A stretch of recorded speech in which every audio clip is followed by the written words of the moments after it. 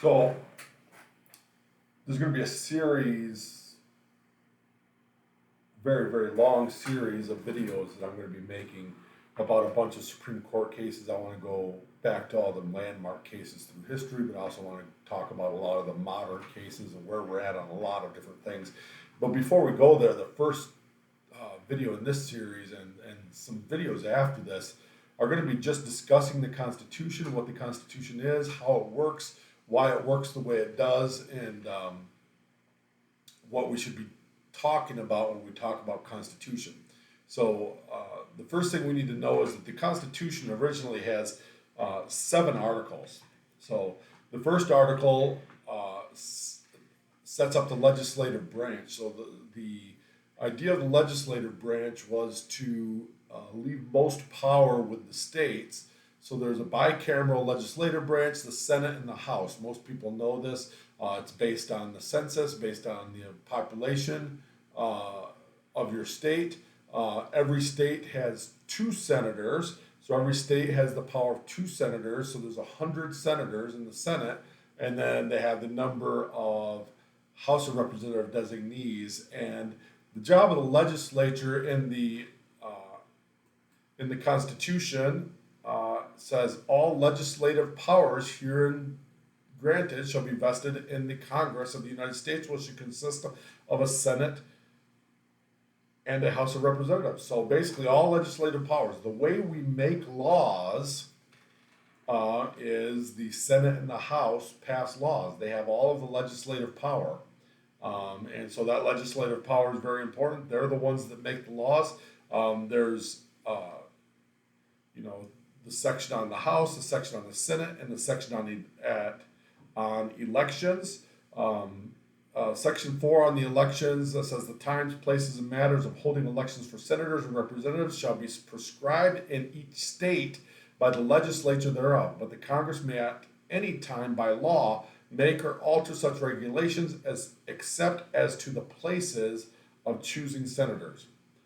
The Congress shall assemble at least once in every year, and such meetings shall be on the first Monday in December, unless they shall by law appoint a different day.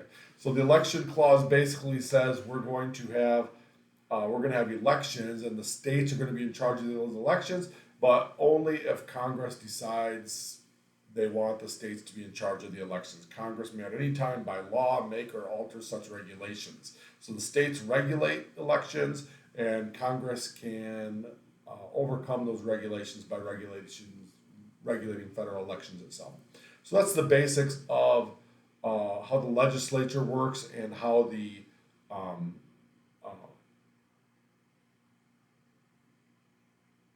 first clause, Article 1 of the Constitution works, the legislative branch. The second branch is the executive branch. Executive branch is what it sounds like. It executes the laws. So legislators make the laws. The executive branch executes the laws. Their job is to enforce the laws that are on the books of the United States.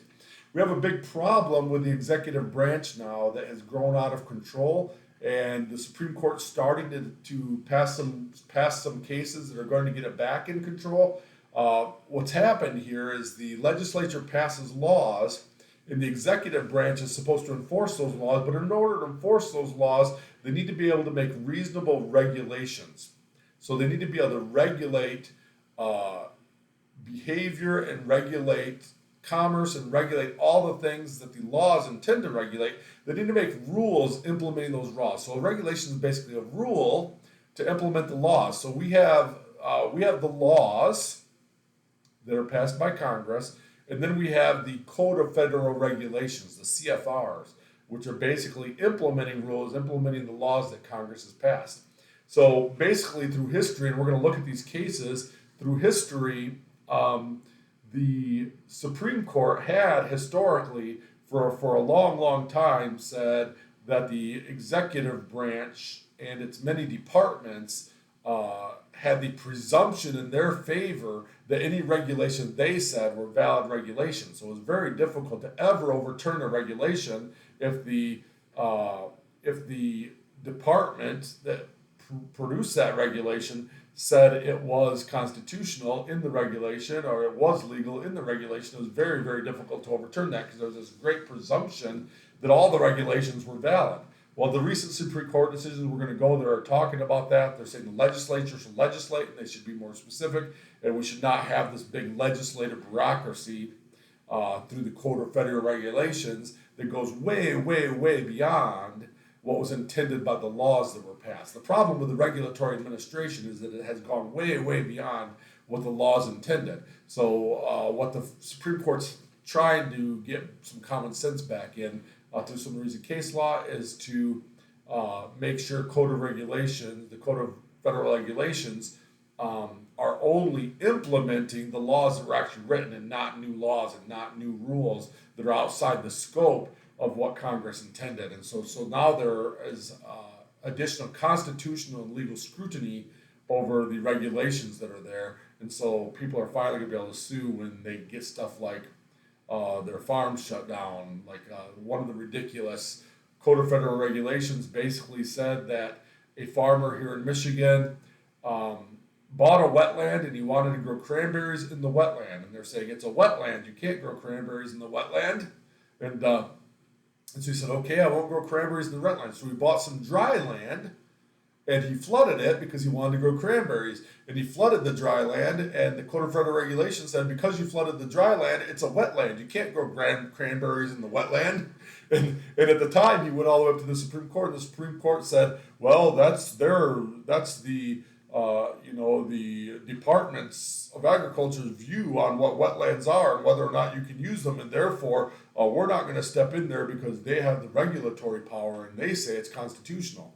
Well, the new basis on the Supreme Court, a more conservative basis, is saying, no, we don't have to give that kind of overstepping power to a regulatory scheme that's clearly outside of the mandates of protecting wetlands. So cases like that, we're going to discuss some of those cases as we go along, but all that has to do with the executive branch and what they do. They execute the laws, and they execute the laws mostly through regulating and enforcing. So we'll talk a lot about a lot of these cases are regulatory and enforcement cases, and we'll be talking way through all of that part. So that's Article 2 is the executive branch. Article 3 is the judicial branch. The judicial branch basically says we're going to set up a Supreme Court and any other court that the Congress wants to set up. So we can set up as many courts as we want. Then the judicial power extends to all cases in law and equity arising under the Constitution and laws of the United States. So there's a separation of powers here. So in order to get to a federal court, the case has to arise under the Constitution and laws of the United States. And there's all sorts of other authority things in Section 2. But basically, the cases we're going to talk about when we're talking about Supreme Court are cases that arise under the Constitution and laws. Are all of the cases that we're going to be talking about when we talk about our Supreme Court. I'm going to do some Michigan stuff also. I'm a Michigan attorney, as most of you know, and we're going to go into some Michigan law and Michigan cases. That's going to be on a separate section from the SCOTUS part. There's going to be a Michigan law separate part than the SCOTUS part. So the Supreme Court part that we're dealing with now. So you basically need to understand that the judicial power is meant to be a limited power to interpret and understand the Constitution and laws of the United States, federal law and federal Constitution, and we'll discuss all of these cases. And that's what the Supreme Court part of the cases are really going to be about. The next part, Article 4, basically talks about the fact that the states have most of the power under our Constitution. There's a full faith and credit is to be given to every state, and all the states' laws and records and judicial proceedings, those proceed from state to state. And so all of those things are enforceable everywhere. And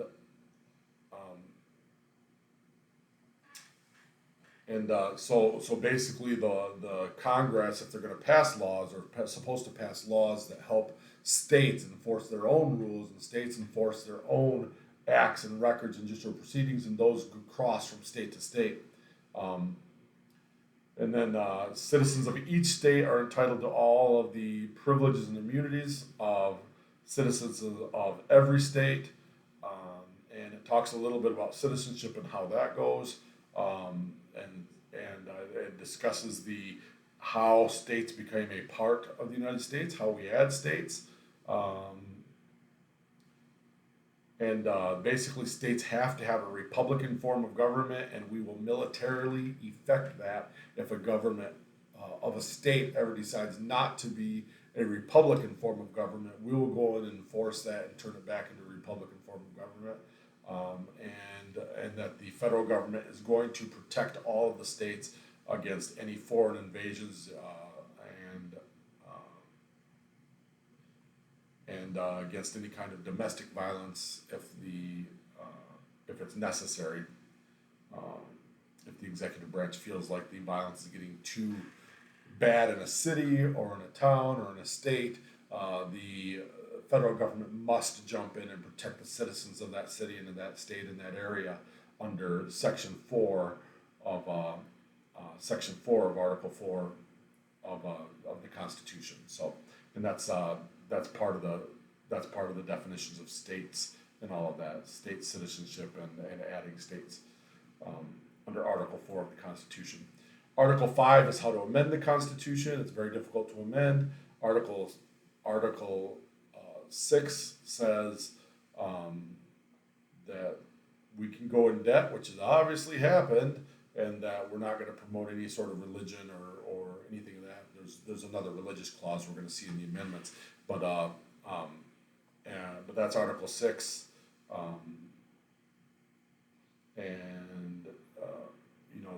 there's rules about going in debt and all of that. That's in other places, but there's no religious test for qualification for office. There's no religious test for qualification for any state legislatures or state offices. We can never have a religious test, but people are bound under oath or affirmation to support the Constitution. That's one of the religious test things, is that an oath, you swear an oath to support the Constitution. Some people, for religious reasons, can't do an oath, but they can affirm that they will do it, which is kind of like an oath, but not quite an oath. It's not quite a promise, but it's pretty close to a promise that they affirm that they'll support the Constitution. For religious reasons, we're allowed to do it that way. So, and that's that's all basics of Article 6 of the Constitution, dealing with those issues. And then Article 7 basically is where they ratify the Constitution, put it in place, everybody signs at the bottom, and that's how we get a full Constitution. Basically, the interchange between the executive, judicial, and legislative branch and the states, Articles 1, 2, 3, and 4, along with the amendments, are going to be key to everything we study when we're studying this Supreme Court cases that we're going to be studying and we're going to be talking about as we go. I think it's really important to understand this Constitution, to understand how it works, and the way you understand it is through understanding Supreme Court case law. So we're going to get to that eventually.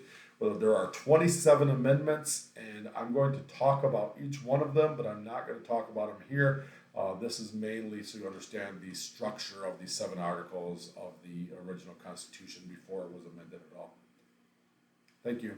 Please subscribe to my YouTube channel.